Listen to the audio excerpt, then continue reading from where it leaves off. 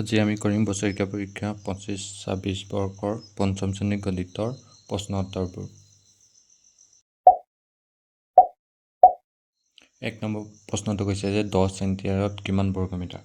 আমি জানো যে 1 চেণ্টিমিটাৰত থাকে 1 বৰ্গমিটাৰ, তেতিয়াহ'লে 10 চেণ্টিমিটাৰত হ'ব 10 বৰ্গমিটাৰ।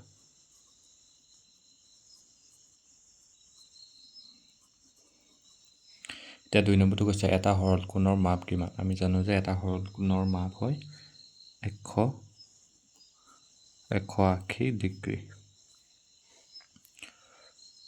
3 নম্বৰটো কৈছে 45টা কলমৰ 9 ভাগৰ 2 অংশ কিমানটা কলম। এতিয়া যদি আমি ইয়াৰ কিমানটা কলম হয় উলিয়াবলৈ হ'লে 45ৰ লগত 9 ভাগৰ 2 অংশটো পূৰণ কৰিব লাগিব। এতিয়া 9য়ে 45ক যদি হৰণ কৰোঁ, 9য়ে 45ক যাব 9 5 গুণ 45। এতিয়া থাকি গ'ল 5 আৰু 2, 2 5 গুণ হ'ব 10। তেতিয়াহ'লে 45টা কলমৰ 9 ভাগৰ 2 অংশ হ'ব 10টা কলম। 4 নম্বৰ প্ৰশ্নটো কৈছে 4 চেণ্টিমিটাৰ বাহুৰ দৈৰ্ঘ্য আৰু সমবাহু ত্ৰিভুজ এটাৰ পৰিসীমা কিমান। আমি জানো যে সমবাহু ত্ৰিভুজৰ গোটেইকেইটা বাহু সমান, তেতিয়াহ'লে আমি ইয়াৰ পৰিসীমা সূত্ৰটো ব্যৱহাৰ কৰি দিলেই সমবাহু ত্ৰিভুজটোৰ পৰিসীমা ওলাব। এতিয়া সমবাহু ত্ৰিভুজৰ পৰিসীমা ফৰ্মুলাটো হৈছে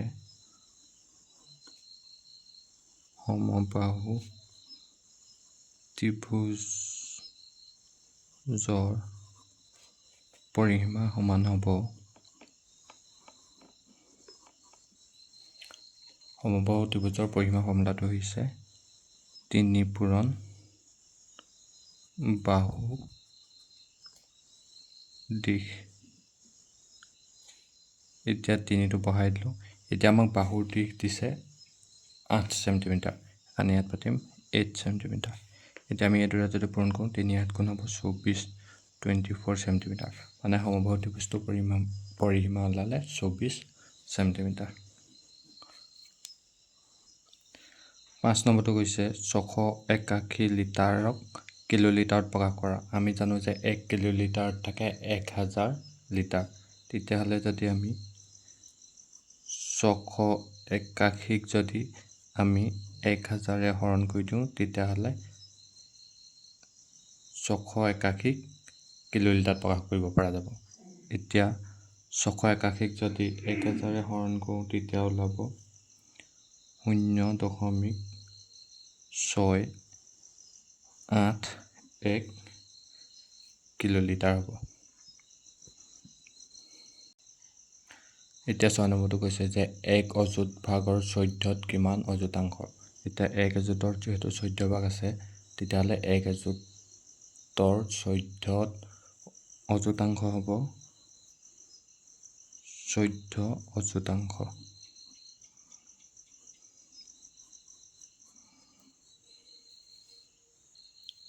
এতিয়া 7 নম্বৰটো কৈছে যে প্ৰতিক্ৰম কাক বোলে। আমি প্ৰতিক্ৰম বুলিলে জানো যে দুটা সংখ্যাৰ গুণফল 1 হ'লে এটা সংখ্যাক আনটোৰ প্ৰতিক্ৰম বোলে। এতিয়া আমি এনেদৰে লিখিব পাৰিম যে দুটা সংখ্যাৰ গুণফল 1 হ'লে এটা সংখ্যাক আনটোৰ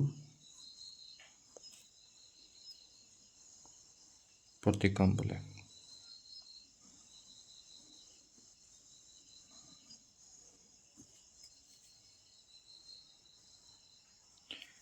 এতিয়া 8 নম্বৰটো কৈছে যে 100 ভাগৰ 127ক দশমিকত প্ৰকাশ কৰা।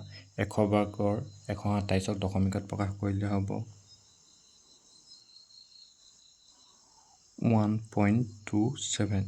ইয়াত যদি আমি উলিয়াবলৈ হয়, ওপৰৰ গোটৰ সংখ্যাতে বহুৱাই তলত হৰতীয়া মানটোৰ 1ৰ পাছত যিমানটা শূন্য আছে সিমানটা আগত আমি দশমিকটো বহুৱাই দিলে হয় শেষৰ ফালৰ পৰা। এতিয়া যদি আমি 127টো বহাই লওঁ ইয়াত, এতিয়া 100ৰে যদি হৰণ কৰোঁ, 1ৰ পাছত শূন্য আছে 2টা, তেতিয়াহ'লে শেষৰ ফালৰ পৰা 2টা আগত দশমিকটো বহিব। এইটো 1, এইটো 2টা আগত দশমিক বহিছে। 9 নম্বৰটো কৈছে ত্ৰিভুজ ABCৰ এংগল A সমান 30 ডিগ্ৰী আৰু এংগল B সমান 56 ডিগ্ৰী হ'লে এংগল Cৰ মাপ কিমান হ'ব?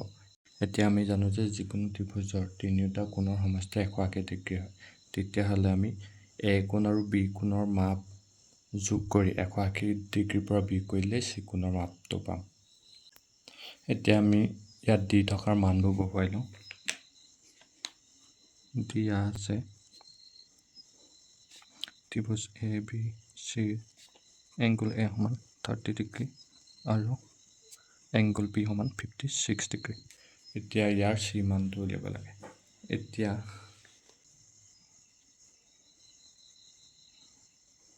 কি হয়, ত্ৰিভুজৰ